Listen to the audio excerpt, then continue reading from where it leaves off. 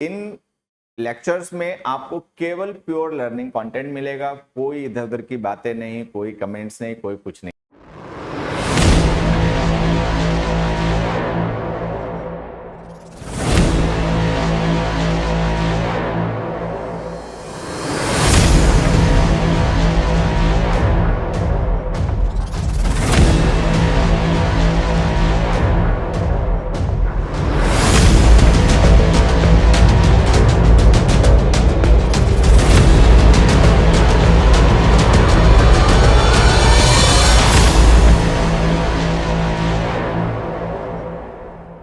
Hello dear learners, अगर आप SSC exam जैसे कि सीजीएल, सीपीओ, सीएचएसएल, एमटीएस की तैयारी कर रहे हैं और इंग्लिश में और अच्छी अपनी तैयारी करना चाहते हैं, बेहतर करना चाहते हैं इंग्लिश में अपने स्कोर को, उसके लिए आपको चिंता है, तो आपकी इस चिंता को दूर करने के लिए, आपकी तैयारी में आपकी मदद करने के लिए हम लेकर आ रहे हैं एसएससी अभिनय मैथ्स यूट्यूब चैनल पर इंग्लिश का एक रिकॉर्डेड बैच, जिसमें आपका ग्रामर, रीडिंग कॉम्प्रिहेंशन और वोकैब इन सबकी तैयारी करवाई जाएगी। अच्छी बात है कि इन लेक्चर्स में आपको केवल प्योर लर्निंग कंटेंट मिलेगा, कोई इधर उधर की बातें नहीं, कोई कमेंट्स नहीं, कोई कुछ नहीं, जिससे कि आपके टाइम का मैक्सिमम यूटिलाइजेशन हो और कम समय में आप फोकस के साथ में अच्छी तैयारी कर पाए, अच्छा सीख पाए, जिससे कि आपके सिलेक्शन का सपना इस बार ही पूरा हो। तो ये क्लासेस आपको मिलेंगी रोज सुबह 9 बजे। तो हमसे जुड़ना ना भूलें, एसएससी अभिनय मैथ्स यूट्यूब चैनल पर रोज सुबह 9 बजे। अच्छी तैयारी करें, अच्छा सीखें और अपने सपनों को पूरा करें। All the best dear learners. Good morning dear learners, आइए क्लास स्टार्ट करते हैं। कैसे हैं सभी? चलिए, तो कल का मतलब लास्ट क्लास में हम लोग डिस्कस कर रहे थे प्रैक्टिस क्वेश्चंस और हमने कुछ ग्रामर के क्वेश्चंस डिस्कस किए थे। आइए आगे बढ़ते हैं। ये सबसे पहला क्वेश्चन आपका, the answers are given dash the end of the page, sorry, the end of the book. The answers are given as the end of the book. बताओ इसमें क्या लिखें? In the end of the book लिखें, at the end of the book लिखें, to the end of the book लिखें, by the end of the book लिखें, क्या लिखें? चल, बहुत अच्छी बात है, सारे बच्चे बता रहे हैं। देखो, इसमें मैं आपको एक चीज बता देता हूँ। बाई का यूज हम जब करते हैं तो ये टाइम के लिए यूज होता है, प्लेस के लिए नहीं। अब चूंकि the end of the book लिखा हुआ तो एक फाइनल पॉइंट है, कोई मूवमेंट नहीं है, तो हम टू यूज नहीं कर पाएंगे। टू का यूज हम करते हैं मोशन के वर्ब्स के साथ में, ये बताने के लिए कि कोई मोशन कहां से लेकर कहां तक हो रहा है। यहाँ पे कोई मोशन नहीं हो रहा है, यहाँ पे आंसर्स दिए गए, कौन से पॉइंट पे दिए गए आंसर्स हमें वो बताना है, तो हम टू नहीं लिख सकते। अब या तो हम at the end of the book लिखें या हम इन the end of the book लिखें। आप लोगों ने प्रेपोजिशन में पढ़ा होगा, ठीक है, कि ये जो हम लिखते हैं एट द एंड, ठीक है, और इन द एंड, इसी तरीके से एट द बिगिनिंग और इन द बिगिनिंग भी होता है। अब इनमें क्या होता है, एट द एंड जो होता है और इन द एंड जो होता है, इन द एंड का मतलब होता है फाइनली, इवेंचुअली, और इसका यूज हम करते हैं सेंटेंस में वहां जहां हमें व्हेन को अप्लाई करना हो, व्हेन को। एट द एंड जो होता है इसका मतलब होता है at the last point, at the last point of something. और इसका यूज हम टाइम के लिए नहीं, इसका यूज हम करते हैं प्लेस के लिए, वेयर को अप्लाई करने के लिए, और इसका यूज हम करते हैं टाइम को अप्लाई करने के लिए, ठीक है। तो इन द एंड जो हम फ्रेज यूज करते हैं बच्चे, ये फ्रेज टाइम की फ्रेज होती है। इसका यूज सेंटेंस में हम तब करते हैं जब हमें व्हेन को अप्लाई करना हो। एट द एंड का यूज हम तब करते हैं जब हमें वेयर को अप्लाई करना हो। ये छोटी छोटी बातें प्रेपोजिशन में सबने पढ़ी होगा, सबको याद ही होगा। अब अपने क्वेश्चन में देखो, the answers are given where, where are the answers given, कहां गिवन है, तो हमें प्लेस को रेफर करना है, टाइम को नहीं। तो अगर प्लेस को रेफर करना है, टाइम को नहीं, तो इन द एंड तो टाइम के लिए यूज किया जाता है, तो ये गलत हो गया, ये आंसर हो गया। तो आंसर है एट द एंड, ठीक है। The answers are given at the end of the book। तो at जो होता है ये पॉइंट की प्रेपोजिशन होता है, इसका यूज हम तब करते हैं जब हमें रेफर करना हो किसी ऐसे पॉइंट को जो किसी चीज का एंड है। अब मान लीजिए जैसे कोई बुक है, ठीक है, तो बुक जब एंड होती है लास्ट में, तो वहां पे आंसर्स दिए गए एक्सरसाइजेस के, तो ये इसका मतलब हो गया। अच्छा, अब अगर किसी बच्चों को ये समझना हो कि फिर हम इन दी एंड का यूज कैसे करेंगे, तो देखो मैं वो भी समझा देता हूं। Truth always wins in the end. ठीक है, तो हमने लिखा अंत में हमेशा सच की जीत होती है। इन द एंड का मतलब है when. Truth always wins when does truth win, कब जीतता है? अंत में, मतलब अंत में सत्य की ही जीत होती है। तो इन द एंड का यूज, इन द बिगिनिंग का यूज सेंटेंस में तब क्या करो जब आपको व्हेन को रिप्लाई करना हो। अगर वेयर को रिप्लाई करना है तो एट का यूज करो। तो हमें पता है यहां हमें वेयर के रिप्लाई की जरूरत है, व्हेन के रिप्लाई की जरूरत नहीं, तो इसलिए इन द एंड गलत हो जाएगा, एट द एंड आंसर हो जाएगा, तो हमारा बी आंसर हो गया। चलो नेक्स्ट पे जब नेक्स्ट क्वेश्चन है, the accused dash to answer any question in the absence of his lawyer. The accused dash to answer any question in the absence of his lawyer, ठीक है। The accused declined to answer any question, the accused denied to answer any question, the accused denounced to answer any question, the accused detested to answer any question। Easy question है, ठीक है। अब देखो, detest का मतलब होता है dislike करना, हेट करना। डिनाउंस का मतलब होता है किसी को क्रिटिसाइज करना, बदनाम करना, विलीफाई करना, किसी की बदनामी करना, ठीक है। तो ये दोनों गलत। डिक्लाइन का मतलब होता है not to reject, not to reject नहीं, डिक्लाइन कर देना मतलब रिजेक्ट कर देना, not to accept. They declined my offer, they declined my invitation, तो ये भी गलत हो गया, ठीक है। डिनाई कर देना मतलब नॉट टू एडमिट, स्वीकार नहीं करना, ठीक है, मना कर देना, रिफ्यूट कर देना, ठीक। तो जो अक्यूज था, आरोपी, अक्यूज का मतलब है आरोपी, तो जो आरोपी था उसने क्या किया? डिनाई कर दिया। डिनाई क्या कर दिया? To answer any questions in the absence of his lawyer, कि अपने लॉयर के एब्सेंस में उसने किसी भी क्वेश्चन का आंसर देने से मना कर दिया। डिनाई कर दिया मतलब मना कर दिया उसने कोई काम, ठीक है। चलो ये हो गया, अगले पे आ जाओ। He knew that he had dash a wrong inference.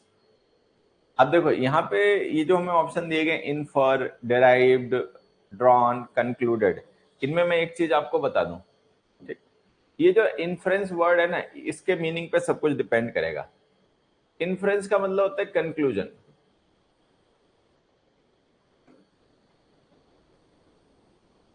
Inference का मतलब है कंक्लूजन। चलो अब आंसर बताओ। He knew that he had dash a wrong inference, क्या लिखें? he had inferred a wrong inference, he had derived, he had drawn, या he had concluded?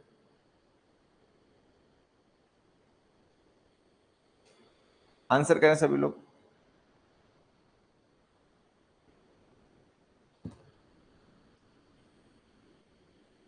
Drawn, ये ध्यान रखेंगे, ड्रॉ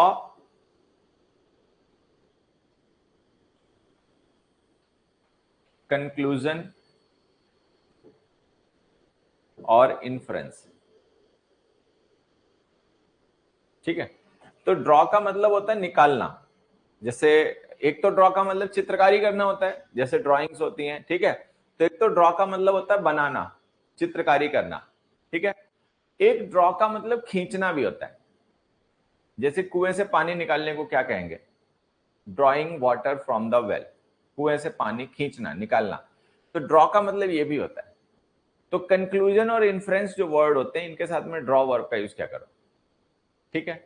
ड्रॉ करना मतलब खींचना, निकालना। ड्रॉ कंक्लूजन का मतलब कोई निष्कर्ष निकालना, ठीक है। हाँ, ड्रॉ लाइन वो अलग कॉन्टेक्स्ट हो गया। तो इसमें आंसर है ड्रॉन।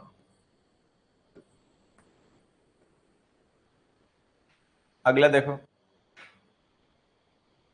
अच्छा, वन वर्ड सब्स्टिट्यूशन है। अ पर्सन हु राइट्स डेकोरेटिवली, एक ऐसा पर्सन जो बहुत ही डेकोरेटिवली लिखता है। जैसे कोई पर्सन है, उसने ए बनाया तो ऐसे, अब एक पर्सन है वो ए बनाएगा तो ऐसे स्टाइल में, ठीक है। एक पर्सन ने बी बनाया ऐसे, एक बी बनाएगा तो बड़ा स्टाइल के साथ ऐसे, ठीक है। तो जो लोग बहुत डेकोरेटिव स्टाइल में लिखते हैं, उसको क्या कहते हैं? कैलीग्राफर, कोरियोग्राफर, कार्टोग्राफर, कॉलियर, क्या कहते हैं बताओ? देखो, कॉलियर होता है जो कोल माइंस में काम करता है, कोल माइनर, कोयले की खान में काम करने वाले पर्सन को कहते हैं, ठीक है। कार्टोग्राफर होता है मैप बनाने वाला पर्सन, जो मैप्स बनाता है, ठीक है। कोरियोग्राफर होता है जो डांस को मतलब कोरियोग्राफी करता है। कैलीग्राफर का मतलब हो गया ब्यूटीफुल राइटिंग, ब्यूटीफुल राइटिंग, अच्छी हैंड राइटिंग वाले पर्सन को कहते हैं calligrapher. Calligraphy beautiful hand writing होती है। इसकी शीट्स वगैरह भी आती हैं बच्चों की प्रैक्टिस के लिए, जिससे कि वो अच्छे अट्रैक्टिव लेटर्स लिख पाए, तो उसको कहते हैं कैलीग्राफी, ठीक है। ग्राफ का मतलब ही लिखना होता है एक्चुअली। लॉस ऑफ मेमोरी, कोई पर्सन है उसकी याददाश्त चली जाए, गजनी, ठीक है।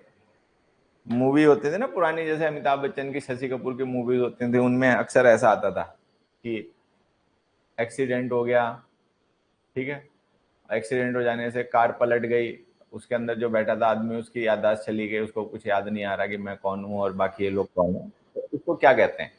लॉस ऑफ मेमोरी को क्या कहते हैं?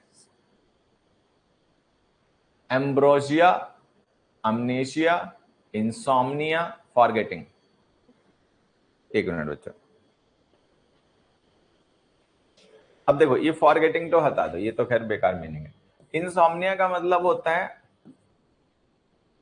Not to sleep. कोई पर्सन ऐसा है जिसको कोई ऐसी बीमारी आ जाए जिसको नींद ना आए, तो वो इंसोम्निया होता है, ठीक है। एम्ब्रोसिया जो होता है ना, ये होता है डेलिकेसीज, बहुत स्वादिष्ट खाने पीने की चीजें, देवताओं की चीजें, ठीक है, फ्रूट वगैरह, ये है एमनेशिया। एमनेशिया का मतलब हो गया कि भूलने की बीमारी। कोई पर्सन है अगर उसको लॉस ऑफ मेमोरी हो जाए, उसकी याददाश्त चली जाए, तो उसको हम कहते हैं एमनेशिया। हाँ, सॉम वर्ड रिलेटेड टू स्लीप, बिल्कुल।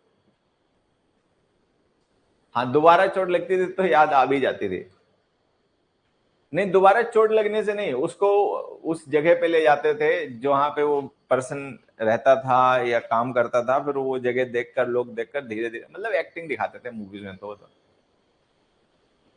अ post with little work but high salary, एक ऐसी पोस्ट जिसमें काम बहुत कम हो, लिटिल का मतलब ऑलमोस्ट नो, एक ऐसी पोस्ट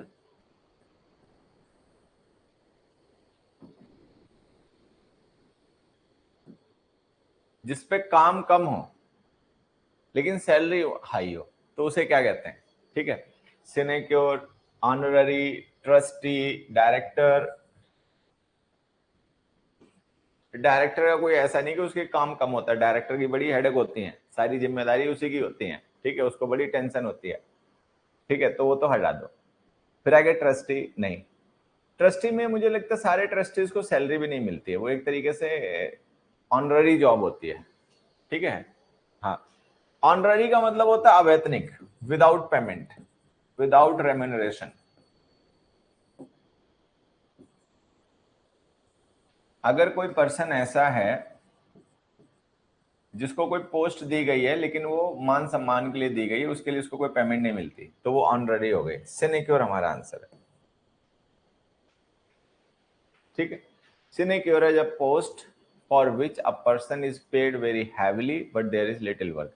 ऐसा जनरली पता है कब होता है? सोचो कौन सी ऐसी पोस्ट हो सकती है, एक चीज सोच के बताओ, इसका कोई एग्जांपल दो।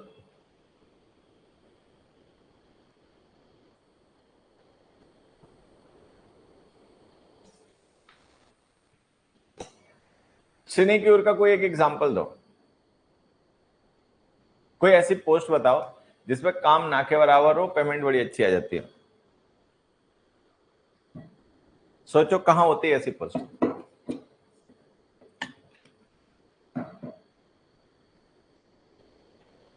स्टॉक मार्केट में नहीं, ऐसा नहीं होता होगा। स्टॉक मार्केट में तो बहुत दिमाग लगाना पड़ता है, टीचिंग में भी नहीं है। अगर आप सीरियस पढ़ाई करते हैं तो आपको बहुत टाइम देना पड़ता है, जितना टाइम आप पढ़ाते हैं उतना ही टाइम आपको कंटेंट क्रिएट करने में लगाना पड़ता है। ऐसा जनरली जो होता है ना, वो होता है पॉलिटिशियंस की साठ गांठ से। जैसे बहुत से गवर्नमेंट डिपार्टमेंट्स होते हैं, कला केंद्र हैं, ठीक है, तो उनमें किसी पर्सन को कोई पोस्ट दे दी गई जो हमारे फेवर का आर्टिस्ट है, ठीक है, हमारे फेवर की सेलिब्रिटी है, उसको एक अच्छी सैलरी जा रही है, लेकिन उसका काम वहां कुछ नहीं है, ठीक है, काम करने के लिए वहां पे अलग एम्प्लॉयज हैं, वो करते धरते हैं, वो केवल नाम मात्र के लिए उसको असिस्टेंट डायरेक्टर बना दिया या उसको कुछ ऐसा मतलब ऊंची पोस्ट दे दी। तो ये मिली भगत से होता है, जनरली ऐसा मिली भगत से होता है, ठीक है। कोई पॉलिटिकल बॉडी है, उसमें उसको कोई पोस्ट दे दी, ठीक है, कोई म्यूनिसिपालिटी में उसको कोई बड़ा पद दे दिया, ठीक है, नगर निगम में उसको कोई बड़ा पद दे दिया, वहां पे करने के लिए कुछ नहीं है, गवर्नमेंट ऑफिसर्स हैं, वो काम सारा वो करते हैं, ठीक है, लेकिन वो पर्सन उनका हेड बना के अपॉइंट कर दिया गया, उसको सैलरी आ रही है, करना धरना कुछ नहीं। अपने यहाँ के राज्यपाल आप देख सकते हो, ठीक है, ब्रांड एम्बेसडर को तो खैर काम करना पड़ता है, जैसे राज्यपाल हैं, ठीक है, आप इनको देखो, राज्यपालों का ना के बराबर ही काम होता है, ठीक है, एग्जीक्यूटिव्स में वो होते नहीं है, तो काम होता है लेकिन वो ना के बराबर होता है, ठीक है, लेकिन सैलरी तो बहुत अच्छी होती है, सुविधाएं तो बहुत अच्छी होती हैं, ठीक। तो इस तरीके की जॉब को हम सिनेक्योर कहते हैं। चलो आगे बढ़ते हैं।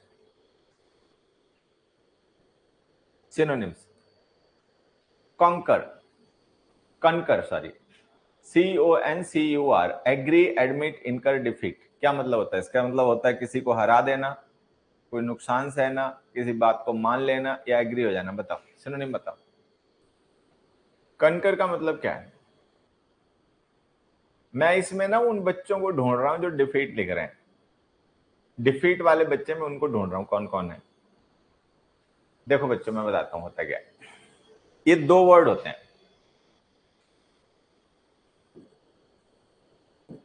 ठीक है, एक वर्ड ये हो गया कनकर, इसका मतलब होता है टू विन,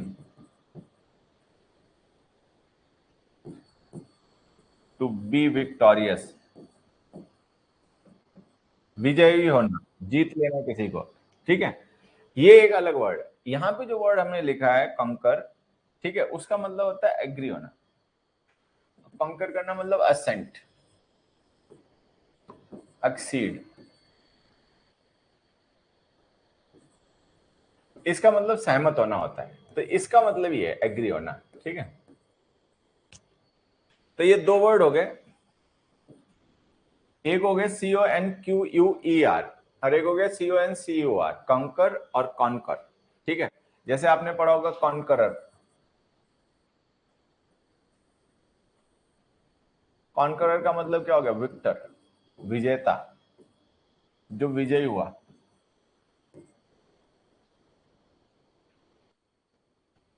अगला देखो,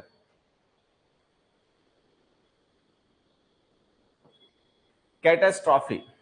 एक मिनट बच्चों, कैटास्ट्रॉफी, अब कैटास्ट्रॉफी का मतलब क्या होता है? डिजास्टर। कैटास्ट्रॉफी का मतलब होता है बच्चे कोई डिजास्टर, कोई आपदा, ठीक है। कैटास्ट्रॉफी का मतलब हो गया सम डिजास्टर, ठीक। अब हमें इसका सिनोनिम बताना है, ठीक। Clear answer, calamity. कैलेमिटी का मतलब डिजास्टर, आपदा, ठीक है। रस्टिक का मतलब देहाती होता है, ठीक है। पैंडेमिक का मतलब कोई बीमारी होता है जो बहुत बड़े इलाके में सब जगह फैल जाए। और क्लमजी का मतलब ऑकवर्ड होता है, क्लमजी का मतलब होता है ऑकवर्ड, ठीक है।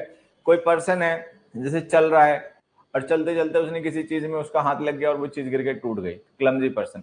खाना खा रहा है, खाना खाते आते उसके हाथ से चम्मच छूट गया और कपड़ों पे उसने गिरा लिया सूप, ठीक है। कोई पर्सन है कैमरा सेट कर रहा था, कैमरा सेट करते करते उसने हाथ मारा, कैमरा नीचे गिरा, टूट गया। ऑकवर्ड पर्सन, ठीक है, चीजों को कैसे संभालना है, कैसे मैनेज करना है उसको पता ही नहीं है, ठीक है। तो वो हो गया क्लमजी पर्सन, ऑकवर्ड पर्सन। तो क्लमजी का मतलब ऑकवर्ड हो गया। पैंडेमिक आपको पता ही है, महामारी। रस्टिक हो गया देहाती आदमी, ठीक है। अब कैलेमिटी हो गई डिजास्टर, कोई आपदा। जैसे अभी आप देखोगे तो कहां पे लैंडस्लाइड हुआ है। मैं तो खैर घूमने घामने पहाड़ों पर जाता ही नहीं, ठीक है, लेकिन अभी जैसे जून में कुछ लोग हैं पहाड़ों पे घूमने गए, तो न्यूज आ रही थी ना, वहां पे 20 घंटे का जाम लगा। मनाली गए थे, कहाँ गए थे मुझे नहीं पता। तो वहां पर क्या है कि 20 घंटे का जाम लगा, 20 घंटे का जाम, समझ सकते हो। आप पहाड़ों पर, मैदानी क्षेत्र में तो आप चलो कहीं फंस गए, ठीक है, आप मैदानी क्षेत्र है उत्तराखंड ना, मैदानी क्षेत्र है वहां तो मान लो आप जाम में फंस गए तो अपना गाड़ी से बाहर निकल आओ, ठीक है, अपना जमीन पे लेट जाओ, कुछ भी है, आसपास में गांव वगैरह होते हैं, पहाड़ों पे तो गांव वगैरह भी दूर दूर होते हैं, बस्तियां भी दूर दूर होती हैं, ठीक है, पहाड़ों पे तो गाड़ी के अंदर ही रहना है, एक साइड पहाड़ है एक साइड खाई है, कहाँ जाओगे, ठीक है। तो सोचो कितनी बुरी हालत हो जाती होगी लोगों की। अगर आप, हम तो यहाँ दिल्ली में आधे घंटे 1 घंटे के जाम में फंस जाते हैं तो तारे नजर आ जाते हैं, 20 घंटे के जाम में आप फंसे, और वो भी फंसे पहाड़ों पर, ठीक है, क्या हालत होती होगी लोगों की। लेकिन लोग है पता नहीं क्या मौजू किस्म के, सेंस ही नहीं है, दिल्ली को बर्बाद कर रखा है, पहाड़ों को बर्बाद करना है, ठीक है, वही कूड़ा करकट, वही बोली भाषा दिल्ली वाली पहाड़ों पर भी पहुंचा दी, ठीक है। तो ये होता है।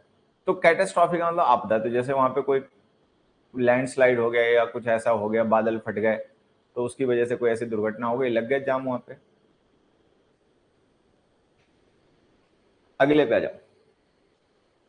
फिर हमने लिखा these essential points should be plainly expressed in a style familiar and perspicuous to all. अच्छा, सिक्किम में हुआ था लैंडस्लाइड।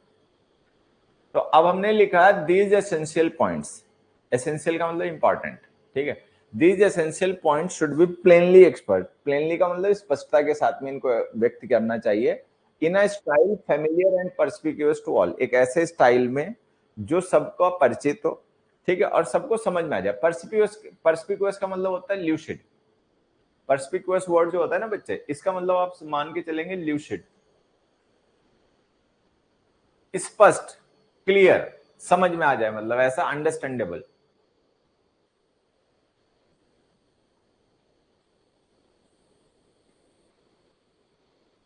परस्पिक्यूअस का मतलब हो गया कुछ ऐसा जो लोग समझ लें, उन्हें समझ में आ जाए इसका मतलब क्या है, ठीक है। तो हमें परस्पिक्यूअस का सिनोनिम बताना है।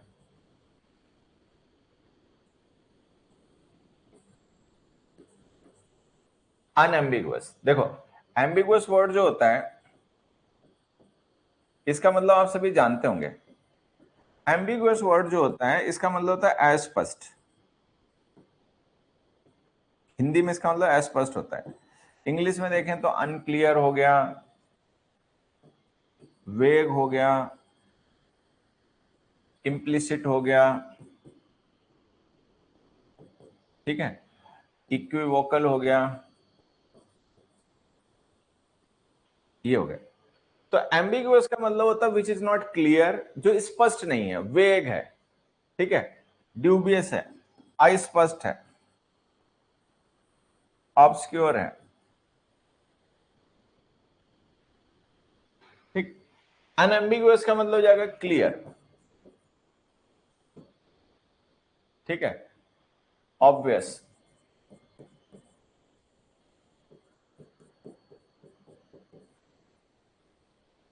तो यही होता है, परस्पिकुअस का मतलब हो गया अनएम्बिगुअस, ठीक है। चलो नेक्स्ट पे एंटोनिम्स बताने अब।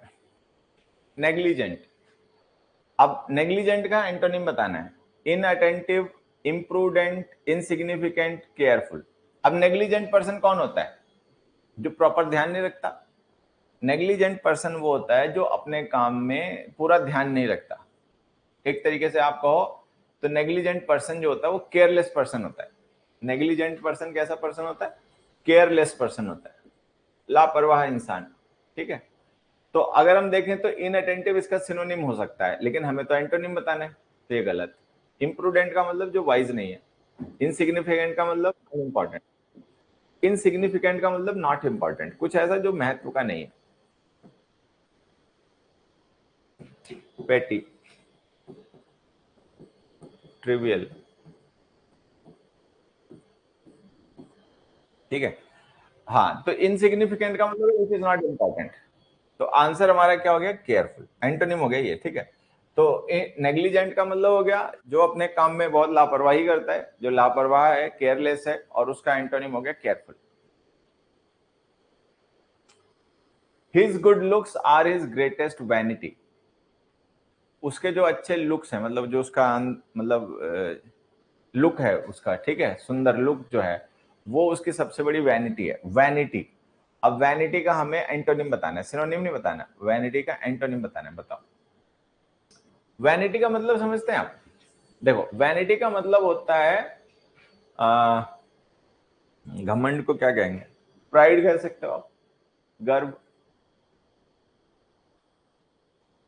ठीक है। नहीं तो एक वर्ड में आपको समझाना चाहता हूं यहां पर,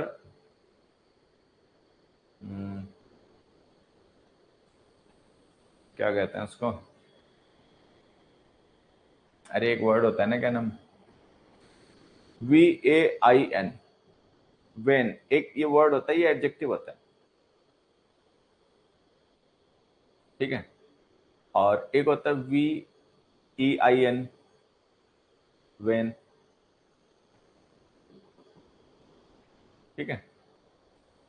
और एक होता है VANE,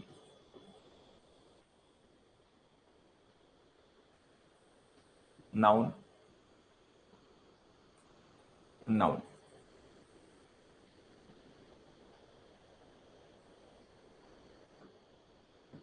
ठीक है। तो ये जो VNE वैन होता है, ये होता है a weather device, a weather indicating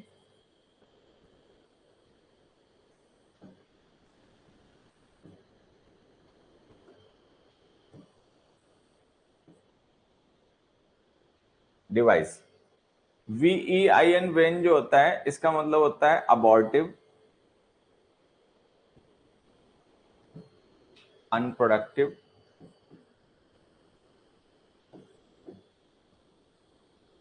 unproductive, useless, निष्फल, ऑल इन वेन, जैसे कहते हैं ना नहीं नहीं नहीं, ये कुछ नहीं,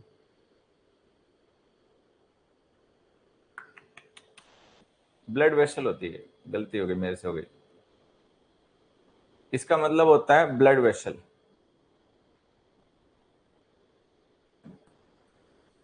ब्लड वेसल, रक्त वाहिनी, ठीक है। जैसे आर्टरीज और वेंस होती हैं, आपको पता होगा आर्टरीज और वेंस, ठीक है। तो आर्टरीज जो होती हैं वो प्योर ब्लड को कैरी करती हैं, heart to body parts. Veins जो होती हैं वो इम्प्योर ब्लड को कैरी करते हैं, बॉडी पार्ट्स टू हार्ट, ठीक है। तो ये यहाँ पे जो VEIN वेन है ना, ये होती है ब्लड वेसल, जो इम्प्योर ब्लड को कैरी करते हैं बॉडी पार्ट्स टू हार्ट, ठीक है। उसके बाद में देखो आ गया वेन, VIN वेन। इसके दो मीनिंग होते हैं। इसका एक तो मतलब होता है useless, all in when, unproductive, ठीक है। और एक इसका मतलब और भी होता है, वेन का मतलब होता है घमंडी, hottie, HAUGHTY, conceited, CONCEITED, सुपरसिलियस,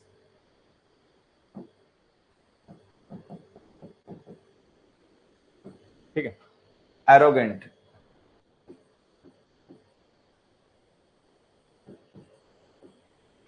arrogant. तो ये जो वैनिटी वर्ड है ना, इसका मतलब आप कह सकते हो एरोगेंस।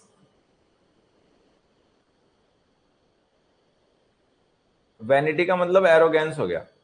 अब हमें इसका एरोगेंस का एंटोनिम बताना है, तो ट्रुथफुलनेस होगा नहीं, ऑनेस्टी होगा नहीं, ये डिसेप्शन के एंटोनिम्स हो सकते हैं, लाइक के हो सकते हैं। अब या तो मॉडेस्टी लिखे या डिसेंसी लिखे। तो एक्चुअल में जो एरोगेंस होता है, घमंड, उसका एंटोनिम होता है मॉडेस्टी, विनम्रता। 180 का मतलब पोलाइटनेस, नम्रता, कर्टेसी। तो उसका एंटोनिम है मॉडेस्टी। डिसेंसी नहीं होगा, असल में डिसेंट का मतलब होता है जो नॉर्मल है, चटक भटक नहीं है, दिखावटी नहीं है, ठीक है वो। तो इसका आंसर है मॉडेस्टी। हाँ स्नोबिस भी होता है, बिल्कुल होता है बच्चे। तो आंसर हमारा एंटोनिम क्या हो गया, मॉडेस्टी। मॉडेस्टी का मतलब पोलाइटनेस, कर्टेसी, ठीक है। और वैनिटी का मतलब एरोगेंस, दम्भ, घमंड, ठीक है, ये हो। अगले देखो, डिलीजेंट, एंटोनिम बताना, ध्यान रखना, incompetent, lazy, extravagant, frugal. Diligent का मतलब क्या होता है, पहले ये बताओ। डिलीजेंट जो वर्ड है इसका सिनोनिम क्या होता है? एंटोनिम तो हम बाद में पता कर लेंगे। एंटोनिम और सिनोनिम में, सिनोनिम जो होते हैं वो ज्यादा इंपॉर्टेंट होते हैं, हमें पढ़ने चाहिए हमेशा सिनोनिम। पेपर में हालांकि एंटोनिम आते हैं कई बार, लेकिन जब हमें सिनोनिम्स पता होते हैं वर्ड्स के तो हम एंटोनिम्स अपने आप जान जाते हैं। चलो, तो डिलीजेंट का अगर हम देखें तो इसका मीनिंग क्या होता है? हार्ड वर्किंग, लेबोरियस,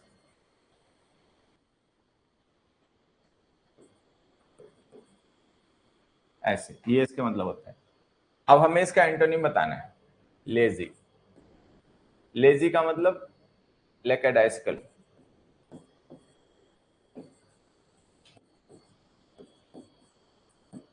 ठीक है, डोरमेंट, इनएक्टिव, ठीक है। लेजी का मतलब आलसी, ठीक है, स्लॉथ, ये हो गया। एक्स्ट्रावेगेंट और फ्रुगल एक दूसरे के एंटोनिम्स है।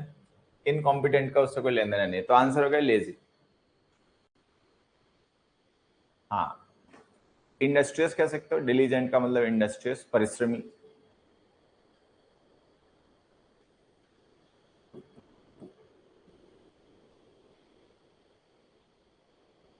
अगला देखो, idioms and phrases. Most people live from hand to mouth these days because of inflation. अब हमने कहा महंगाई की वजह से बहुत से लोग हैं वो हैंड टू माउथ जीते हैं। हैंड टू माउथ का मतलब क्या होता है, ये सभी लोग बताएं। हैंड टू माउथ का मतलब क्या होता है, कोई भी बच्चा बताए कि what does the phrase hand to mouth, living from hand to mouth mean? Hand to mouth live करने को क्या मतलब हुआ इसका, इसका मतलब क्या हुआ, सभी लोग एक बताएं। Living from hand to mouth का मतलब हम क्या माने बच्चों? रोज कुआं खोदना, रोज पानी पीना जैसी हालत में होना, ठीक है। हाँ, live from hand to mouth का मतलब होता है कि केवल बेयरली जो आपकी जरूरतें हैं वो पूरी हो पाना, कोई सेविंग्स नहीं होना, बहुत कम रिसोर्सेज होना, ठीक है, और अपने जीवन यापन के लिए रोज प्रयास करना, रोज कुआं खोदना, रोज पानी पीना वाली कहानी होना, ठीक है।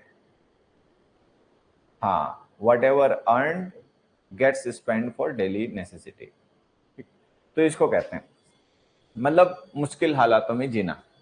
तो अब हमें इसका बताना है एंटोनिम, नहीं ये तो अच्छा इडियम फ्रेजेस, इसका मीनिंग बताना है। देखो, लैविशली का मतलब होता है लग्जरियस, लैविश का मतलब लग्जरियस लाइफ जीवन, खूब बढ़िया बढ़िया एग्जीक्यूट फ्रूट्स खाना, खूब अपना इधर उधर घूमना, ठीक है, वो हो गया, वो तो एक तरीके से एंटोनिम हो गया। हैप्पीली भी गलत हो गया, कंफर्टेबली भी गलत हो गया, आंसर होगा मिजरेबली, ठीक है। तो living from hand to mouth का मतलब हो गया लिव मिजरेबली, बड़ी मिजरेबल कंडीशन में होना, दयनीय स्थिति में होना, ठीक है। अगला देखो, to take exception to something. Take exception to something का मतलब होता है किसी चीज को लेकर आपत्ति करना, विरोध करना, ठीक है, अपोज करना, ये हो गया।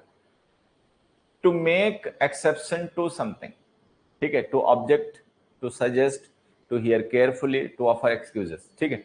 तो इसका मतलब होता है किसी चीज का विरोध करना, किसी चीज को लेकर आपत्ति करना, ऑब्जेक्ट करना, ठीक है। To take, he took exception to my suggestion, he took exception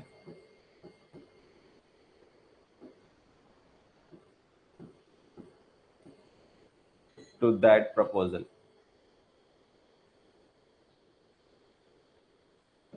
he took exception to that proposal का मतलब कि उस प्रपोजल की उसने आपत्ति कर दी, ऑब्जेक्ट कर दिया, ठीक है। अगले क्वेश्चन का आंसर बताओ। अब देखो, यहां लिखा है to hit the nail on the head, ठीक है। अब इसका मतलब क्या माने? यहां पे एक बच्चा कह रहा है कि टू, कुछ बच्चे हैं वो कह रहे हैं a, to be violent with someone,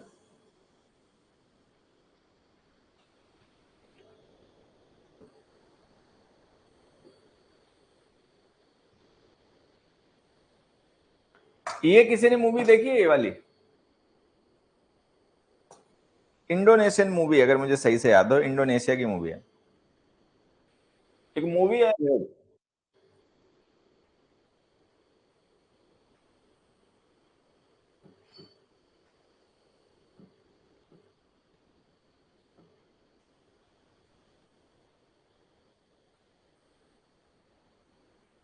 Ajay Devgan वाली? नहीं नहीं नहीं नहीं, अजय देवगन वाली नहीं, ये एक अलग है, ये इंडोनेशियन है। रेड मूवी जो है, देखी किसी ने?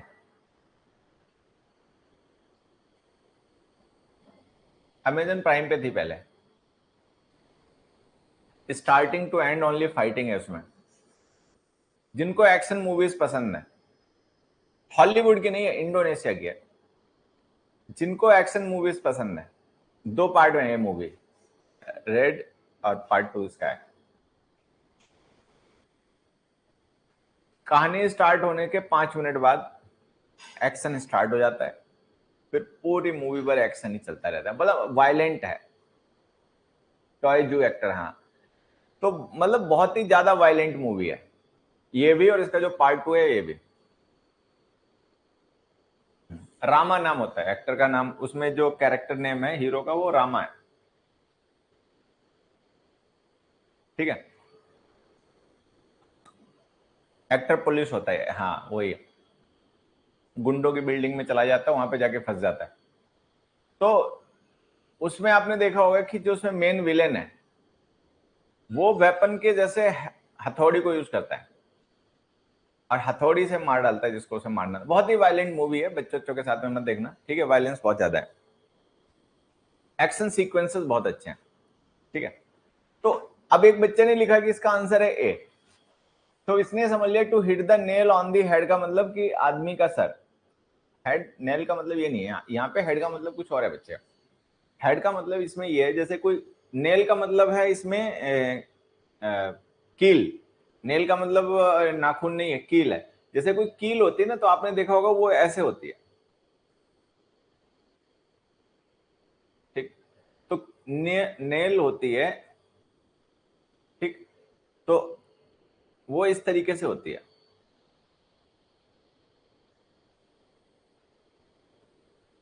ठीक। तो नेल का ये जो पार्ट है इसे हम कहते हैं हेड ऑफ द नेल,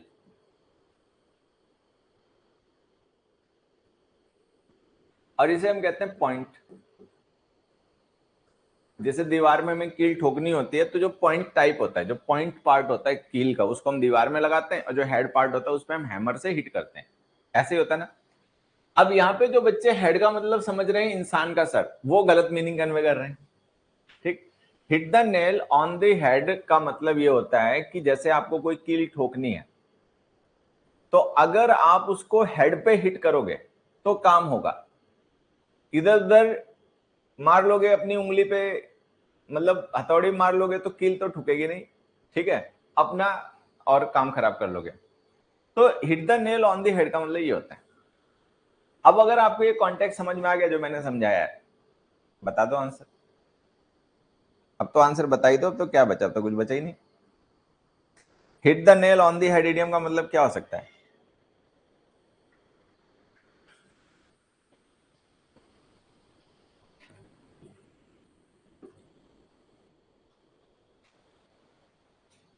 इसका मतलब होता है to be exactly right about something, किसी काम को एकदम सही तरीके से करना।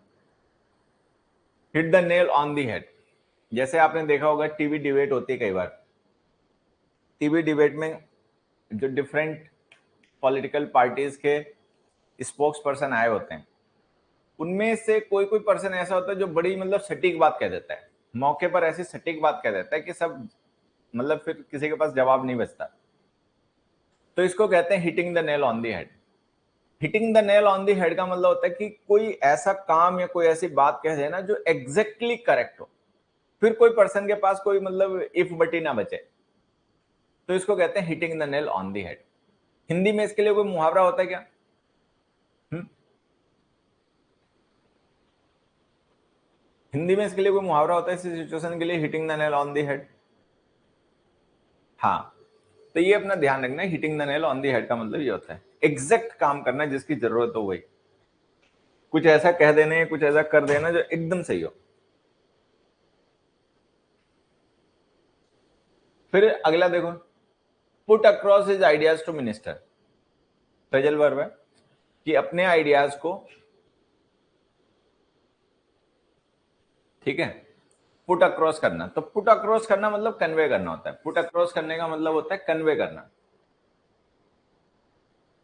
कि कोई आपकी बात है, कोई आपका आइडिया है, आप दूसरों को उसे कन्वे कर दो, दूसरों को उसे समझा दो, then you put it across. तो पुट समथिंग अक्रॉस का मतलब होता है कि कोई बात दूसरों को भी समझाना, उनको भी बताना, ठीक है, ये होता है। Made available, no. Lay aside, no. Strongly express, no. Effectively convey. Put something across का मतलब होता है किसी बात को इफेक्टिवली कन्वे कर देना, दूसरों तक पहुंचा देना, दूसरी तरफ रखना, ठीक है, ये होता है इसका मतलब। स्ट्रांगली एक्सप्रेस नहीं, effectively conveyed. Putting one's ideas to something का मतलब होता है इफेक्टिवली कन्वे करना। अगला देखो, ईल्ड। अब ये जो ईल्ड वर्ड है ना, इसका मतलब बताओ सभी लोग। Give in, give over, give out, give away, इनमें से कौन सा मीनिंग है इसका?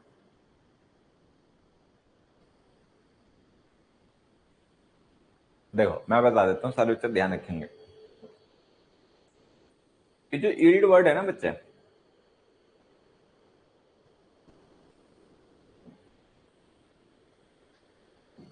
ये नाउन भी होता है, वर्ब भी होता है, ठीक है।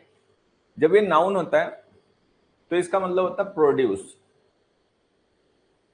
प्रोड्यूस का मतलब उपज। The yield of wheat was bumper last year, verb भी होता है। जब ये वर्ब होता है तो इसका मतलब होता है सरेंडर कर देना, हार मान लेना, ठीक है, झुक जाना। तो वाई आई ई एल डी, यील्ड, इसका मतलब एक तो उपज होता है। The yield of wheat was bumper last year, कि पिछले साल गेहूं की उपज बहुत बम्पर थी। और यील्ड वर्ड वर्ब भी होता है। जब यील्ड वर्ड वर्ब होता है तो इसका मतलब होता है सरेंडर कर देना, हार मान लेना, झुक जाना। तो अब हमें इसके सिनोनिम बताना है, इनमें से कौन सा है। अब देखो, गिव अवे का मतलब होता है किसी चीज को दे देना, किसी को चैरिटी वगैरह में दे देना, ठीक है, to give in charity. Distribute मान लो इसको, कोई प्राइज है, कोई मतलब लोग जैसे नहीं होते गरीबों को कंबल बांटा है, ठीक है, या कोई कंपटीशन हुआ उसमें जिन लोगों ने अच्छा किया उनको कोई प्राइज दिया गया, तो डिस्ट्रीब्यूट करना, ये गिव अवे हो गया। गिव आउट का मतलब होता है टू मेक पब्लिक, किसी जानकारी को पब्लिक कर देना, मतलब अनाउंस कर देना। They have given out the name of their new president, ठीक है। गिव ओवर का मतलब होता है टू डोनेट, कोई चीज किसी को चैरिटी में दे देना या दान दे देना, मतलब आपके पास है, आपने किसी और को पकड़ा दिया। गिव इन, तो ईल्ड का मतलब हो गया गिव इन। अगला देखो, सेंटेंस अरेंजमेंट। पीक्यू आरएस को कैसे किया जाता है ये हम लोग पहले डिस्कस कर चुके हैं। देखो, कई बार बच्चों को ऐसा लगता है कि हम ये फ्रेजल वर्ब्स कैसे याद रख पाएंगे, इसकी टेक्निक क्या है। तो मैं आपको बताता हूं क्या टेक्निक होती है। फ्रेजल वर्ब्स को लिखा करो। जैसे लुक वर्ब है, तो लुक वर्ब की फ्रेजल वर्ब्स आप पढ़ लो। जैसे क्लास में आप पढ़ लो, या बुक्स में दी होती है वहां से पढ़ लो, या कोई पीडीएफ डाउनलोड करो नेट से, उससे पढ़ लो, ठीक है। वैसे तो आपको जो मैंने 7वीं 8वीं किताबें पढ़ने के लिए कही है ना, उनमें दी होती हैं फ्रेजल वर्ब, सब में होती हैं, 7वीं की किताबों में भी होती हैं, 8वीं की किताबों में भी होती हैं, ठीक है, प्राइवेट पब्लिकेशन के। तो ये जो फ्रेजल वर्ब्स को लेकर बच्चों में कंसर्न है, तो तुम में से कितने बच्चे पहले तो बताओ 7th 8th की बुक्स ग्रामर की पढ़ रहे हैं, एक बार हाँ ना करके जवाब दो। आप में से कितने ऐसे बच्चे हैं जो 7th 8th की प्राइवेट पब्लिकेशन की बुक्स को पढ़ रहे हैं?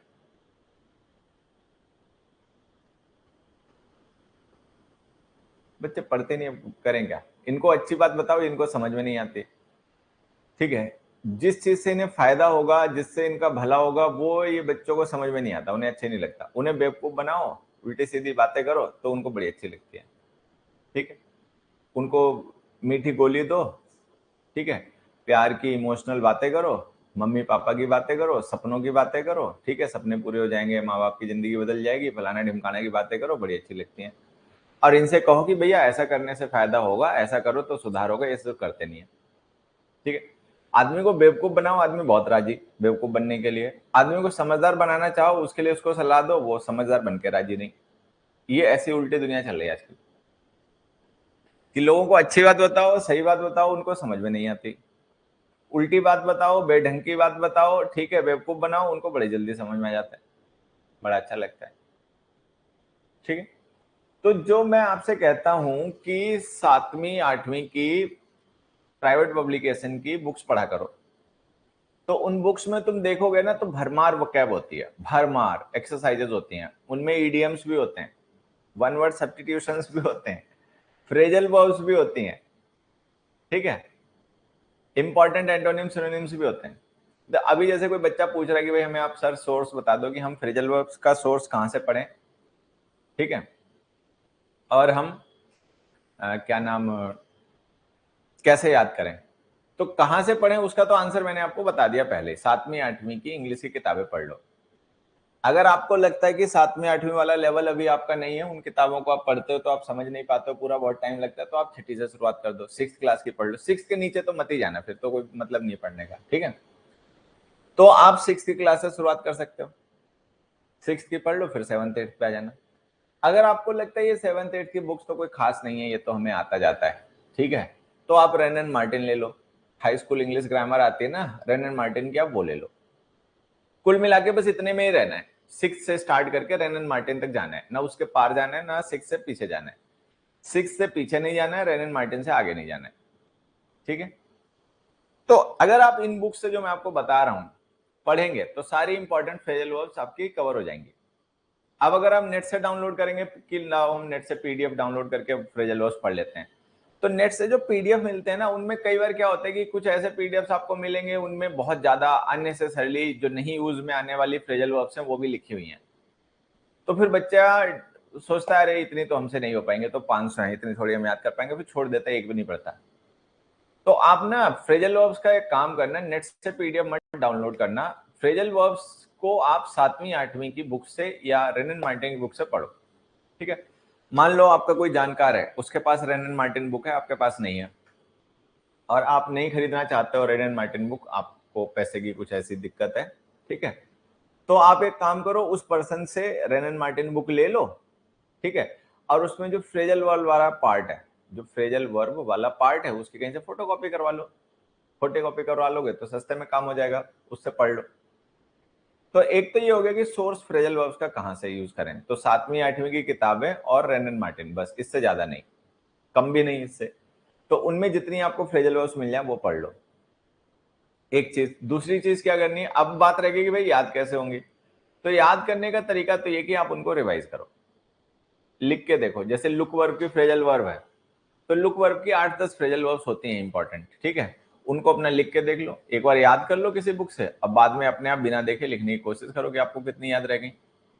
एसपी बख्शी से पढ़ रहे हो तो भी बहुत अच्छी बात है, एसपी बख्शी तो अच्छी बुक है, ठीक है, तो आप ऐसे करो। चलो अब आते हैं ये पीक्यूआरएस, कर लिए सॉल्व। डिस्कशन तो हम लोग कई बार पहले कर चुके हैं कि पीक्यूआरएस को कैसे सॉल्व किया जाता है, कैसे अटेम्प्ट किया जाता है, ठीक है, आज बस उसको एक बार निपटा देते हैं।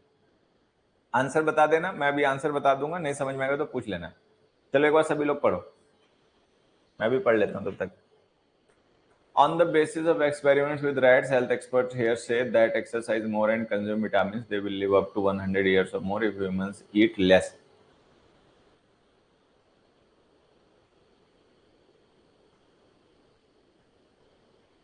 एस के बाद में क्यू जरूर आएगा। एस में लिखा है ना if humans eat less, comma लगा दिया ना, फिर उसके बाद में जाएगा एक्सरसाइज मोर, अगर ह्यूमंस खाएं कम, एक्सरसाइज करें ज्यादा और विटामिन कंज्यूम करें, तो एस के बाद में क्यू आएगा। अगर एस के बाद में क्यू आएगा तो कितने ऐसे ऑप्शन है जिनमें एस के बाद में क्यू दे रखा है, इसमें क्यू के बाद में एस दे रखा है, इसमें क्यू के बाद में एस दे रखा है, इसमें क्यू के बाद में पी दे रखा है। चलो अब कितने बच्चों का आंसर डी था, तो जिन्होंने डी ऑप्शन आंसर किया उनका सही है, और जिन्होंने कुछ इधर उधर कर लिया उन्होंने गलत कर लिया। एक मिनट बच्चों, ठीक है। तो आंसर इसमें क्या हो गया आपका, डी हो गया। अब मुझे लगता है सारे बच्चों का डी था, तो डी था सबका, तो सही हो गया। ठीक है, नेक्स्ट आ जाइए। The way the proprietors of these bogus agencies flatter, ठीक है, today their board appears at one corner of a street by guaranteeing jobs for them and receive money from the public is simply charming and marvellous and in a week's time the same board can be seen at the farther end of the another street and so on. चलो पढ़ो, सारे बच्चे इसको answer करो। मैं केवल answer बताऊंगा क्योंकि पीक्यूआरएस कैसे अटेम्प्ट करना है ये हम पिछली क्लासेस में बहुत डिटेल में डिस्कस कर चुके हैं। आपको आंसर समझ में ना आए, कोई कंफ्यूजन हो तो आप अपना पूछ लेंगे, ठीक है।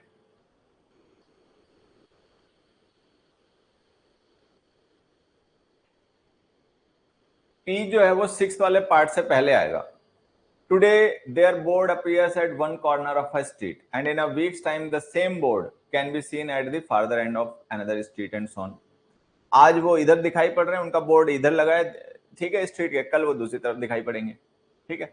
तो कहने का मतलब जो पी है ना वो 6 से पहले आएगा, पी लास्ट में आएगा। अगर पी लास्ट में आएगा तो ये ऑप्शन आंसर नहीं हो सकता, इसमें पी लास्ट में नहीं है, ये आंसर नहीं हो सकता। यहाँ पी लास्ट में, यहाँ पी लास्ट में, तो दोनों में आर से शुरुआत हो रही है। अब हमें ये पता करना है कि आर के बाद में क्यू सही है एस सही है, मतलब हमें ये पता करना है कि आर के बाद में क्यू या एस, इस पे हमारा आंसर डिपेंड कर रहा है कि आर के बाद में क्यू लिखें या आर के बाद में एस लिखें। तो देखो आज आप पढ़ लेते हैं।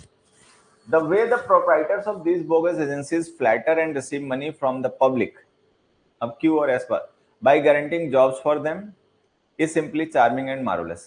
क्यों आएगा, ठीक है। द वे जो प्रोप्राइटर्स हैं इन बोगस एजेंसीज के, ये जिस तरीके से लोगों को ठगते हैं, चापलूसी करते हैं उनकी, ठीक है, और उनसे पैसे लेते हैं, ठीक है। कैसे पैसे लेते हैं, by guaranteeing jobs for them, कि उनको जॉब दिलवाएंगे ऐसी गारंटी देकर उनसे पैसे ले लेते हैं। तो ये जो इनका तरीका है is simply charming and marvellous, मतलब क्यों आएगा, अगर क्यों आएगा तो आंसर ए हो गया। अब बताओ कितने बच्चे हैं जिनको समझ में आ गया कि ए आंसर क्यों है, बी नहीं ए। देखो समझो, इसमें पता है क्या है, the way the proprietors of these bogus agencies, आपने देखा होगा बहुत सी बोगस एजेंसीज होती हैं, एडवर्टीजमेंट भी करते हैं, पोस्टर भी चिपकाते हैं, नौकरी की जरूरत है, ठीक है, 5 स्टार होटल में रिक्वायरमेंट है, खाना फ्री, रहना फ्री, इतने महीने में रुपए मिलेंगे, इंटरनेशनल कॉल सेंटर में जरूरत है, ठीक है। तो इस तरीके के आते हैं। तो ये लोग क्या करते हैं, बोगस एजेंसीज होती हैं, ये केवल लोगों को बेवकूफ बनाते हैं, उनसे पैसे ठगते हैं। आज यहाँ पे बोर्ड लगाए बैठे हैं, कल कहीं और बोर्ड लगा के अपना बैठ जाएंगे, ठीक है। तो इसमें लिखा the way the proprietors of this bogus agencies flatter and receive money from the public, ये जो बोगस एजेंसीज होती हैं इनके जो लोग होते हैं वो जिस तरीके से फ्लैटर करके, ठीक है, लोगों से पैसे निकलवाते हैं। कैसे निकलवाते हैं वे पैसे, by guaranteeing jobs for them, कि उनको गारंटी करते हैं कि उनकी नौकरी लगवाएंगे, ठीक है। Is simply charming and marvellous, उनका ये तरीका बड़ा ही सिंपल और बहुत ही मतलब चार्मिंग मार्वलस है, ठीक है। हाँ, टेलीग्राम मैसेज भी आता है नौकरियों का, तो ये सब बेवकूफ बनाने के धंधे होते हैं। अब आएंगे हम लोग करेंगे क्लोज टेस्ट। चलो अभी एक क्लोज टेस्ट है, इसको भी हम लोग डिस्कस करेंगे। एक बार इसको पढ़ लीजिए। क्लोज टेस्ट में आपको बताया था क्या करना है, पूरा क्लोज टेस्ट एक बार पढ़ना है, ठीक है। और उसके बाद में जब हम ब्लैंक्स फिल करेंगे तो पूरे सेंटेंस को एक साथ हमें कंसीडर करना है। जैसे अगर हम इस पूरे क्लोज टेस्ट को देखें तो इसमें कितने सेंटेंसेस हैं, एक सेंटेंस तो इतना ही हो गया, एक सेंटेंस यहां तक हो गया, 2 सेंटेंस हो गए, तीसरा यहां से शुरू हुआ,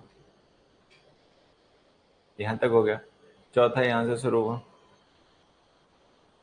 यहां हो गया, पांचवा यहां से शुरू हुआ और यहां हो गया, मतलब 5 सेंटेंसेस हैं। एक क्लोज टेस्ट है, क्वेश्चंस उसमें 10 है वो अलग बात है, बट सेंटेंसेस 5 है, 5 सेंटेंसेस क्लोज टेस्ट है। तो जब हम ब्लैंक फिल करेंगे, जैसे ये वाला हम ब्लैंक फिल करेंगे तो हम यहां से लेके यहां तक पूरा सेंटेंस कंसीडर करके चलेंगे। ये जैसे हम ब्लैंक फिल करेंगे, ठीक है, ठीक है, तो ये 3 ब्लैंक है लेकिन हम उसका पूरा एक सेंटेंस कंसीडर करके चलेंगे। इसमें 3 है, ठीक है, तो भी हम पूरा सेंटेंस कंसीडर करके चलेंगे। इसमें एक ही है, चलो कोई बात नहीं, इसमें 2 है। तो बस हमें इतना करना है कि क्लोज टेस्ट पूरा पढ़ना है, और क्लोज टेस्ट पढ़ने के बाद में जब हम ब्लैंक्स फिल करना शुरू करेंगे तो हम ये देखेंगे कि वो ब्लैंक किस सेंटेंस में आ रहा है, उस पूरे सेंटेंस को पढ़कर फिर ब्लैंक को फिल करेंगे। ठीक है, चलो। Nothing is more dash than a smell. One dash can be unexpected dash and fleeting, yet dash up a childhood summer beside a lake in the mountains, another a moonlit beach, a third a family dinner of pot roast and sweet potatoes.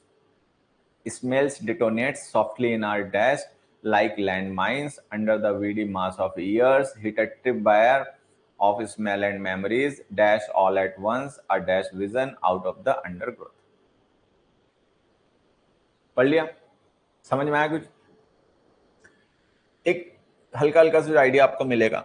वो यहां पे बात ये हो रही कि जो smells होती हैं उनकी साथ हमारी मेमोरीज जुड़ी होती हैं। ठीक है, और जैसे कोई ट्रिप वायर, जैसे कोई लैंड माइन्स होती हैं तो उनमें ट्रिप वायर्स होते हैं, अगर किसी ने वो ट्रिप वायर हिट कर दिया तो वो लैंड माइन एक्सप्लोड हो जाती है। तो यहाँ पे बताया जा रहा है कि जो स्मेल्स होती हैं वो भी हमें लंबे समय तक याद रहती हैं, उनकी भी मेमोरी बनी रहती है और उनके साथ हमारी मेमोरीज जुड़ी होती हैं। जब कभी दोबारा हमें वो मेमोरी आती है तो वो स्मेल याद आ जाती है उससे, या जब कभी हमें वो स्मेल मिलती है तो उससे जुड़ी हमारी यादें तुरंत जो होती हैं वो एकदम से जैसे लैंडमाइन फटती हैं वैसे वो हमारी मेमोरीज जो एक्सप्लोड होना शुरू हो जाती हैं और वो सारी हमें दिखने लगती हैं और याद में आने लगती हैं। ठीक है, तो इस तरीके का यहाँ पे कॉन्टेक्स्ट दिया गया कि स्मेल को और मेमोरीज को कनेक्ट किया गया। ठीक, तो अब पढ़ना शुरू करते हैं। Nothing is more dash than a smell. अब मान लो अगर ये क्वेश्चन केवल इतना लिखा हो और हमें ऑप्शन दिए जाए नर्सिंग, मेमोरेबल, कंजीनियल और कंफर्टिंग, तो अपनी थोड़ी सी अगर खोपड़ी यूज करोगे, ठीक है, तब भी कोई, जैसे मैं देख रहा था बहुत से बच्चे नर्सिंग बता रहे थे, मुझे ये समझ में नहीं आता कि अकल है नहीं कि अकल यूज करना नहीं चाह रहे हो। नर्सिंग का मतलब होता है जिससे आपको पोषण मिले। नर्सिंग का मतलब पोषक होता है ना बच्चे। नर्सिंग का मतलब होता है something that nourishes you, something that you get nourishment from, कुछ ऐसा जिससे आपको पोषण मिलता है। ठीक, जैसे आपने खाना खाया तो विटामिन मिल गया, मिनरल्स मिल गए, एनर्जी मिल गई, तो ये नरिशमेंट है। स्मेल से नरिशमेंट मिलता है। आपको खाना खाने को ना दिया जाए, आपको केवल उसकी महक दे दी जाए कि भाई ये खाना है इसको सूंघ लो, आपको मिल जाएगा नरिशमेंट है। आपको रोज खाना दिखा दिया जाए और स्मेल करने के लिए दे दिया जाए, भाई ये खाना बन रहा है, किचन में आप आके स्मेल कर लो और जाओ, बेवकूफी वाली चीज है। फिर कहोगे हमें क्लोज मुश्किल लगता है। अरे भाई जब तुम पढ़ोगे नहीं, ठीक है, तुम खाली रूल याद करोगे, प्रीवियस ईयर के क्वेश्चन याद करोगे, खाली ब्लैक बुक की वोकैब रट्टा मारोगे, ठीक है, तब तो तुम बेवकूफ जब किस्म के इंसान ही हो तो तुम्हें कोई कितना समझाए। ये नर्सिंग मैंने देखा इतने बच्चों ने आंसर कर रखा था, नर्सिंग अबे खोपड़ी यूज करते हो कि नहीं करते हो? अगर तुम्हारी अकल घुटनों में सरक गई है तब फिर कौन तुम्हें पढ़ा। मान लो इसमें कोई ऐसे ऑप्शंस दिए होते थोड़े से कंफ्यूजिंग होते तो समझ में आता कि भाई चलो भाई बच्चा कंफ्यूज हो गया इसलिए गलत आंसर बता दिया। अरे इसमें क्या कंफ्यूज होना, तुम स्मेल को नर्सिंग कह रहे हो, तुमसे बड़ा बेवकूफ इंसान फिर धरती पे कोई नहीं होगा। नर्सिंग का मतलब होता है पोषक, जिससे हमें पोषण मिले। स्मेल से क्या आज तक तुम्हें पोषण मिला? कोई ऐसी खाने पीने की चीज बताओ जिसकी केवल आपको स्मेल दी गई हो और आपकी बॉडी बन गई हो। फिर जब पढ़ोगे नहीं तो समझ विकसित होगी नहीं, फिर ये उल्लुओं वाले आंसर देते घूमते रहोगे और चिल्लाते रहना क्लोस्टर्स में बहुत दिक्कत होती है, क्लोस्टर्स में बहुत दिक्कत होती है। ठीक है, तो दिक्कत तो जब तुम्हारे कर्म नहीं है अच्छे तो दिक्कत तो होगी होगी, कर्म सुधारो। चलो, तो भैया नर्सिंग कैसे तुम टिक मारे बैठे हो? ठीक है, कंजीनियल का मतलब होता है फ्रेंडली। कंजीनियल का मतलब हमने शायद पढ़ा भी होगा हाल फिलहाल में। कंजीनियल का मतलब फ्रेंडली, कंफर्टिंग का मतलब आरामदायक। ठीक है, कंफर्टिंग हो सकता था वैसे, ठीक है, कि बहुत सी स्मेल ऐसी होती है उनको सूंघ के बड़ा हमें चैन मिलता है, वो हमें कंफर्ट करती हैं। बहुत सी चीजों की स्मेल ऐसी होती है कि सोते आदमी को जगा देती है, इतनी खराब होती है। ठीक है, बहुत सी चीजों की स्मेल ऐसी होती है कि उससे आपको बड़ी राहत मिलती है स्मेल से। ठीक है, लेकिन चूंकि हमारा जो कॉन्टेक्स्ट है उसी हिसाब से देखेंगे तो इसमें स्मेल और मेमोरीज की बात की जा रही है तो हम लिखेंगे मेमोरेबल। तो आंसर क्या हो गया? Nothing is more memorable than a smell. Smell से ज्यादा समय तक याद रहने वाली कोई दूसरी चीज नहीं होती।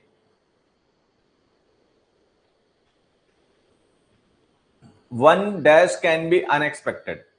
ठीक है, Dash and fleeting, yet dash up a childhood summer beside a lake in the mountains. Another a moonlit beach. A third a family dinner of pot roast and sweet potatoes.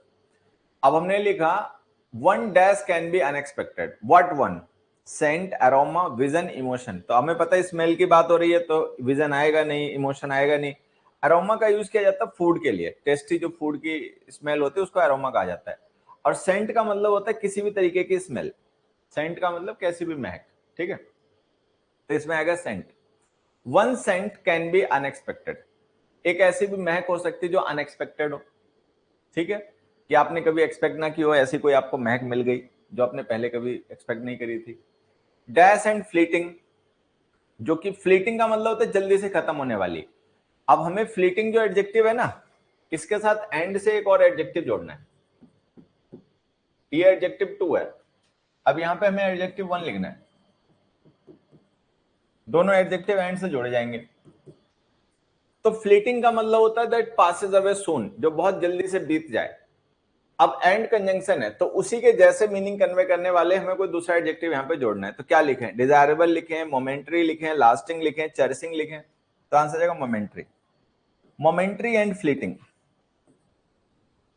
ठीक है,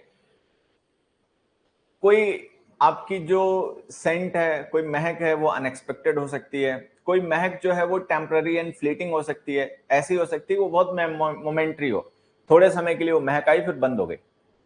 ठीक है, फ्लीटिंग एकदम से गुजरे. Fleeting का मतलब जो बहुत जल्दी से गुजर जाए, टिके नहीं.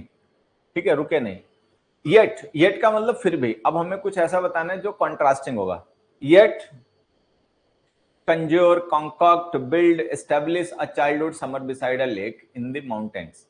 लेकिन हो सकता है कि उस स्मेल से आपको अपनी मतलब किसी माउंटेन्स के किनारे, माउंटेन्स के पास किसी झील के किनारे जो आपने चाइल्डहुड में, बचपन में गर्मियां बिताई हो या गर्मी की छुट्टियां बिताई हो, वो याद आ जाए.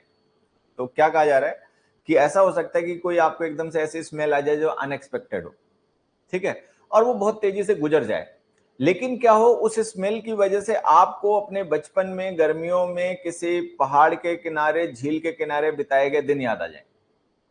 ठीक है, तो अब हमें इसमें लिखना, हम क्या लिखें? कंज्योर, कॉन्कॉक्ट, बिल्ड, एस्टेब्लिश. तो एस्टेब्लिश आएगा नहीं, बिल्ड आएगा नहीं. ठीक है, कॉन्कॉक्ट का मतलब होता है मन गढ़ंत, कुछ झूठ गढ़ना. कंज्योर का मतलब होता है एकदम से जगा देना, किसी चीज को क्रिएट कर देना, इमेजिनरी, मतलब उसके इमेजिनेशन, उसके आइडियाज बना देना.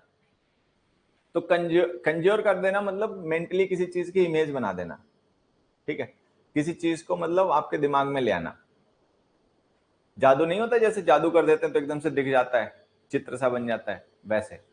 तो इसमें आ जाएगा conjure. Conjure up a childhood summer beside a lake in the mountains, another a moonlit beach, a third a family dinner of pot roast and sweet potatoes. फिर लिखा है smells detonate softly in our dash. Smells जो होती हैं वो detonate करती हैं softly. कहां पर? In our dash. अब देखो, डिटोनेट का मतलब क्या होता है? जैसे आपने देखा बम्स होते हैं, तो जो बम होते हैं उनका एक डिटोनेटर होता है. डिटोनेटर रिमोट टाइप होता है, उसको आप दबाते हो तो उससे क्या होता है कि वो बम एक्सप्लोड हो जाता है. ठीक है, तो अब जो स्मेल्स होती हैं वो क्या करती हैं? Detonate softly. वो बहुत आरामदायक तरीके से, बहुत सॉफ्ट वे में डिटोनेट करती हैं, रहती हैं. कहां पे रहती हैं? इन are dash, in are mood, in are memory, in repertory, intellect. Memory, याद की बात हो रही है ना, लिखा भी था ना ऊपर की nothing is more memorable than smell. तो वो जो स्मेल्स होती हैं वो हमारी मेमोरी में बनी रहती हैं. डिटोनेट करके मतलब नीचे दबी रहती हैं. ठीक है, like dash, like dash land mines. Land mines के जैसे. कैसी land mines? Poignant, salubrious, dangerous, massive. Massive, massive का मतलब विशाल. सेलिब्रियस का मतलब मेहनती. पॉइनेंट का मतलब बहुत तीखी महक. ठीक है, डेंजरस का मतलब खतरनाक. मैसिव का मतलब ह्यूज. मैसिव का मतलब विशाल. तो इसमें आ जाएगा मैसिव. तो वो जो स्मेल्स होती हैं वो हमारी मेमोरी में डेटोनेट करती हैं. कैसे? मैसिव लैंड माइंस के जैसे, बहुत विशाल लैंड माइंस. ठीक है, कि अगर वो फटेगी लैंड माइन तो बहुत ह्यूज उसका इंपैक्ट आएगा. तो इसमें आ गया massive land mines. Dash under the weedy mass of years. जैसे कोई हमारी सालों पुरानी याद है, वो किसी स्मेल के साथ में कनेक्टेड है, तो वो स्मेल डिटोनेट कर रही है हमारी मेमोरी में. ठीक है। और वो जो कई साल गुजर गए हैं वो उसके नीचे लैंड माइन टाइप से है, वो मेमोरी जो है वो लैंड माइन टाइप से है और कई सालों के नीचे दबी हुई है। Dash under the weedy mass of years, hidden, veiled, masked, robbed. Hidden, hidden होना मतलब छुपी हुई होना, और वो लैंड माइन्स है वो छिपी हुई हैं। किस चीज के नीचे छिपी हुई हैं? वीडी मास ऑफ ईयर्स, 10 साल 5 साल हो गए, ठीक है, तो वो समय के नीचे वो मतलब हमारी मेमोरी छुपी हुई है। वेल का मतलब होता है ढकना, जैसे लोग नहीं होते हैं बुर्का वगैरह पहनते हैं, पर्दा डालते हैं, उसको वेल करना कहते हैं। हिडन अंडर द वेडी मास of years, hit a trip wire of smell. अगर वो जो स्मेल है उसका ट्रिप वायर हिट हो जाए, कहीं से वही स्मेल दोबारा आपको मिल जाए, तो जैसे लैंड माइन्स होते हैं उनका ट्रिप वायर होता है, अगर किसी ने उस वायर पे पैर रख दिया, उसको हिट कर दिया, तो लैंड माइन एक्सप्लोड होना शुरू हो जाती है। तो यहाँ पे बताया जा रहा है कि hit a trip wire of smell and memories dash all at once. आप वो जो स्मेल का ट्रिप वायर है, अगर वो स्मेल आपको कहीं से मिल जाए दोबारा, ठीक है, तो जैसे ही वो स्मेल का ट्रिप वायर आपका हिट होगा तो सारी मेमोरीज अचानक से हो जाएंगी। क्या हो जाएंगी? Flow, spurt, jet, explode. Explode, land mines क्या करती हैं? एक्सप्लोड करती हैं। तो हमारी मेमोरीज भी लैंड माइन्स के जैसे हैं, वो भी एकदम से एक्सप्लोड हो जाएंगी और पुरानी सारी बातें हमें याद आनी शुरू हो जाएंगी। ठीक है, smell and memories explode all at once. A dash vision dash out of the undergrowth, और फिर नीचे से एक विजन निकल के आ जाएगा। कैसा विजन होगा वो हमें बताना है। Complex, disturbing, shameful, derogatory. देखो, शेमफुल और डेरोगेटरी का कोई मतलब ही नहीं है। शेमफुल का मतलब जो शर्मिंदगी भरा हो, डेरोगेटरी का मतलब अपमानजनक हो, तो ऐसी तो कोई बात है नहीं। डिस्टर्बिंग का मतलब जो आपको डिस्टर्ब कर दे, ठीक है, परेशान कर दे, तो पुरानी मेमोरीज हैं, कोई जरूरी थोड़ी वो डिस्टर्बिंग ही होंगी। तो आंसर जाएगा कॉम्प्लेक्स। कॉम्प्लेक्स का मतलब विच इज नॉट क्लियर, उलझा उलझा है, ठीक है, क्योंकि अब सालों पुरानी मेमोरी है, वो अचानक से आपके सामने तो आ गई, लेकिन सब कुछ उतना स्पष्ट नहीं होगा जितना उस समय रहा होगा, तो धुंधली धुंधली चीजें होंगी, अस्पष्ट टाइप की होंगी, कॉम्प्लेक्स। ठीक है, a complex vision dash out of the undergrowth, pores, leaps, runs, hopes. एक कॉम्प्लेक्स विजन जो है वो करेगा उस अंडरग्रोथ से, मतलब वो जो सालों पुरानी, मतलब सालों का जो गैप है 10 साल का, उसके नीचे से उस एक्सप्लोजन से क्या निकल कर आएगा? एक कॉम्प्लेक्स विजन। अब उस निकलने को हम क्या कहें? पोर करना, लीप करना, रन करना, होप करना। तो आंसर है, देखो, पोर करना मतलब होता है उड़े लेना, डालना, तो पोर जो होता है ना वो ऐसे किया जाता है, ऐसे। लेकिन हमने कहा कि आउट ऑफ, आउट ऑफ का मतलब किसी चीज के अंदर से कोई चीज बाहर निकल के आ रही है, तो उसको रन तो कह नहीं सकते, पॉर कह नहीं सकते। रन का मतलब भागना होता है, ठीक है। या तो हम लीप कहेंगे, उछलना, या हम कहेंगे होप का मतलब फुदकना, ठीक है। अब जैसे पक्षी होते हैं, 2 कदमों पे वो जो फुदकते हैं उसको होप करना कहते हैं। जैसे पक्षी होते हैं, जानवर होते हैं तो पैर रख के चलते हैं आगे पीछे। पक्षी जो होते हैं वो जनरली आपने देखा होगा फुदक फुदक के चलते हैं, दोनों पैर से कूदते हैं ऐसे ऐसे, उसको होप करना कहते हैं। तो ये भी चला गया। लीप का मतलब होता है उछलना, छलांग लगाना बाहर, कोई चीज अंदर, जैसे मान लो कोई डब्बा है, ठीक है, उस डब्बे के अंदर कोई जानवर या कोई पक्षी बंद है, या कोई मतलब कोई बंद है, ठीक है, और जैसे वो किसी ने ऊपर से डब्बा खोला तो तुरंत बाहर उछल के आ गया, तो ये क्या है? लीप करना है, उछलना, अंदर से बाहर कूदाना, तो लीप करना हो गया। तो इसमें आंसर लीप आ जाएगा। अब ये जो होता है ना, कॉमन सेंस की बातें होती हैं, जब आप पढ़ोगे रोज 2 पेज इंग्लिश के, 3 पेज इंग्लिश के, तो आपको ये चीजें धीरे धीरे डेवलप होंगी। अब आप इनमें टाइम लगता है, इस तरीके की अंडरस्टैंडिंग को डेवलप करने में महीनों लगते हैं, और ये अपने आप पढ़ने से होती हैं, ये ऐसे अपने आप नहीं हो जाएगी। अब जो लोग पढ़ते लिखते नहीं है उनको ये चीजें हमेशा दिक्कत करती रहती हैं। अब जैसे पोर है, पोर का मतलब सबको पता होगा, पोर का मतलब होता है किसी चीज को किसी दूसरी चीज में उड़े लेना। जैसे आपके पास पानी है जग में, तो जग का पानी आप ग्लास में डाल रहे हो तो आप पोर कर रहे हो, ठीक है। तो जो आउट ऑफ लिखा हुआ है इसकी वजह से पोर आ नहीं सकता। रन का मतलब भागना होता है तो वो भी आएगा नहीं, ठीक है। होप का मतलब फुदकना होता है, लीप का मतलब उछलना होता है। तो कोई चीज अंदर से बाहर अगर उछल के आ रही है तो वो होप नहीं कर रही, वो लीप कर रही है। होप करती है ऐसे ऐसे, अंदर से कोई चीज बाहर आ रही है तो वो लीप कर रही है। अब ये कॉमन सेंस आपका है, पढ़ोगे तो हो जाएगा। एक बच्चा पूछ रहा है नाइन्थ, नाइन्थ तो सबसे आसान था बेटा। डेरोगेटरी का मतलब अपमानजनक, शेमफुल का मतलब अपमानजनक। तो जो मेमोरीज है, वो जो विजन हमें अपनी पुरानी यादों का आता है, तो कोई जरूरी थोड़ी वो अपमानजनक है, डेरोगेटरी होगा, डिस्टर्बिंग होगा। ये तो तीनों अपने आप ही गलत हो गए। कॉम्प्लेक्स, कॉम्प्लेक्स का मतलब जो उलझा उलझा हो, जो स्पष्ट ना हो पूरा, ठीक है।